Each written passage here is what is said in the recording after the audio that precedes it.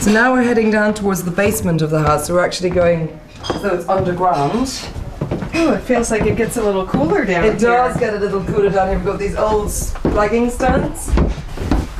Let's go on to the light. Oh, what beautiful big stones. Beautiful. On the floor. This is the original stonework, and it is much cooler now. All the children come and they put their hats and back protectors and boots and everything here, and they scramble to find them again in the morning.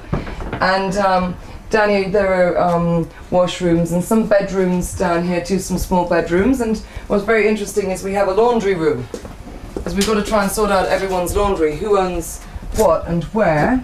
That must be one of here. the So it more- hangs up here with the heat of the boiler. We have everyone's laundry, and you know the girls do a great job as to establishing whose laundry goes where. And these are all old hunting jackets. Some of them are absolutely ancient. Wow. In here. Absolutely ancient. You can't really do anything. Little show jackets that we had when we were children, and you know, I think quality that you don't get much more anymore. Oh, I wish they could talk. Exactly. What stories they would tell. And I think the actual hunting coats like this, they actually weigh so much. If you feel how much it weighs, it's much heavier. Much, much heavier. And some of them have got tears, which when I spoke to my father, he'd say, oh, I remember when I got that one. Look at that. You know, an initialed, that's the Golden Veil hunt, because my brother Mark was huntsman for the Golden Veil for a while. But, you know, it's heavy, and each tear tells a story. Look at that. It's a Pychley. Very, very heavy, enough to bend a coat hanger anyway. And they hang up here so that they can be aired. But if they're hunting every day, it's a nightmare trying to get those things dry. Absolute nightmare. Then you may be wondering what all these boxes are. There are shelves with boxes. I do. I see all Hundreds of sorts boxes. of berries. Yes, lots of berries. My mum used to always cooked and made things, you know, things for the house, and used to make jams and preserves, and people began saying that they were very good, so she began a little cottage industry, and she makes over 100 different flavors of jams, chutneys, marmalades, jellies, and she actually makes it from the old kitchen. You remember I told you when you pulled a bell it rang? Yes. Well, it used to ring down here, which was the old kitchen, and she's had a huge big freezer installed here. She's got 2 ovens, and here she produces all this jam. She actually cooks it. She's got a freezer here. She actually cooks totally natural. There are no artificial ingredients or flavors in it. Cooks, blends, pots, labels, gets it put in boxes and gets taken out. And she supplies most of the major delicatessens in Ireland, and she's won prizes in England, the Great Taste Awards, many a time.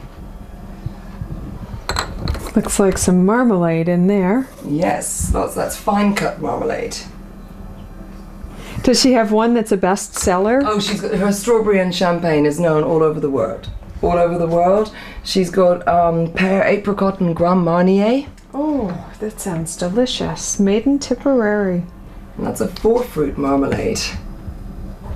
And actually, it's actually got a picture of the house on front, and you know, just grown and grown and grown and grown. When did she start this? She started this about, commercially maybe about 10 years ago. You know, I don't know exactly, but she'd always been doing, and she gives away a lot as well. When people come, they get a present, and each guest that comes to the house leaves with some jam as a little memento. That's a jelly. And she also has curds. I mean, her Irish whiskey marmalade, the ones with a little sticker on them like that, it's an award-winning product from the Great Taste Awards. So her Irish whiskey marmalade, her beetroot chutney, her apricot curd. At the moment she's at a food fair, so these shelves aren't very full. But she doesn't make and stock a lot. She actually, when it's ordered, she makes it and it goes out. And she delivers herself as well.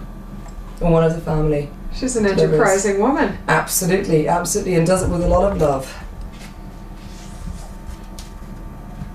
And so it's actually all labelled, and she does her admin at this little desk, and you know, it really is a family business, but one of us may deliver for her. She may cook the lunches one day for me. You know, we can all help each other out.